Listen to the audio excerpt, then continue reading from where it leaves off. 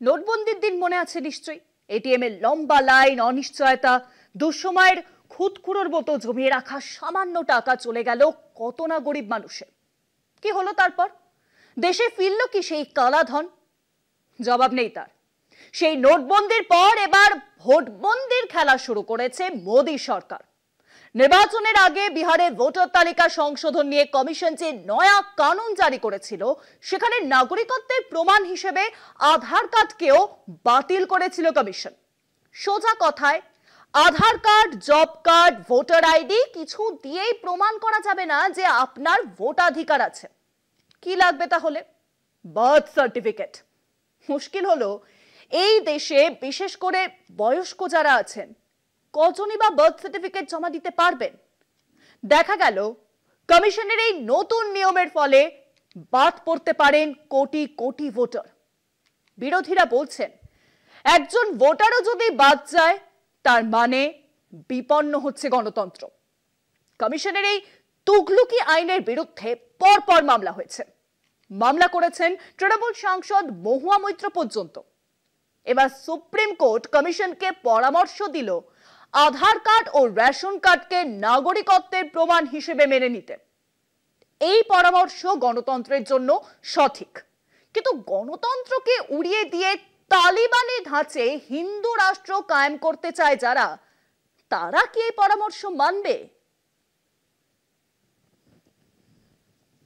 1950 সালের আইন ও ভোটার অন্তর্ভুক্ত আইনের অধীনে ভোটার তালিকায় দু ধরনের সংশোধনের কথা বলা রয়েছে। এক নিবিড় সমীক্ষা, দুই সংক্ষিপ্ত সমীক্ষা। বিহার বিধানসভা ভোটের মুখে বিহারের 7.9 কোটি মানুষকে ইন্টেন্সিভ সমীক্ষার আওতায় আনা হয়েছে। 30 দিনের মধ্যে এই প্রক্রিয়া শেষ করার কথা বলা হয়েছে। কমিশন জানিয়েছে শুধুমাত্র 11টি নথি গ্রহণ করা হবে।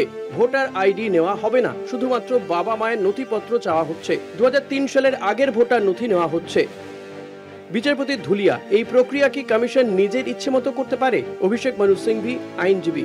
কমিশন নিজের ইচ্ছে মতো এটা করছে, নিয়মে কোথাও বলা নেই।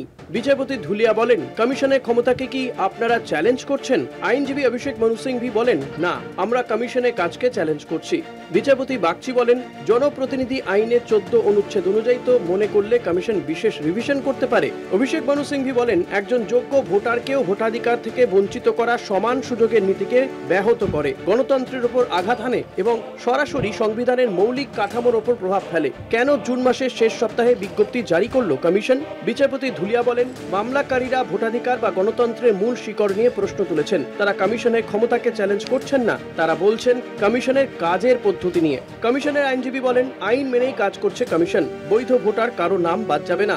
কমিশনের আইনজীবী আরো বলেন, আধার আইনের অধীনে প্রতিটি ভারতীয়র অধিকার আছে আধার কার্ড পাওয়ার, কিন্তু আধার নাম্বার নাগরিকত্ব প্রমাণ করে না। বিচারপতি বাগচি বলেন, 1 মাসের মধ্যে কাজ শেষ করতে চাইছেন কেন? জনগণনা সারা বছর ধরে হয়, আপনারা এত তাড়াহুড়ো করছেন কেন?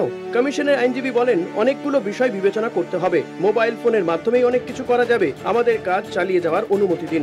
বিচারপতি ধুলিয়া বলেন, আমরা বাধা দিচ্ছি না, কিন্তু সময় নিয়ে আমরা চিন্তিত। কমিশনকে সহজ এবং সঠিক পদ্ধতি মেনে কাজ করা উচিত। সুপ্রিম কোর্ট কি বলল? এখনই অন্তর্বর্তী কোনো নির্দেশ নয়। আধার কার্ড, এপিক কার্ড ও রেশন কার্ড নিয়ে বিবেচনা করতে হবে কমিশনকে। এখনই কমিশনের কাজে স্থগিতাদেশ দেওয়া হচ্ছে না। যদি 1 আগস্ট খসড়া তালিকা প্রকাশ করা হয়, তবে 28 জুলাইয়ের আগে শুনানির জন্য আদালতের দৃষ্টি আকর্ষণ করা যাবে। আগামী 28 জুলাই পরবর্তী শুনানি। 1 সপ্তাহের মধ্যে হলফনামা দেবে কমিশন, পাল্টা হলফনামা দেবে মামলাকারীরা। কলকাতা টিভি।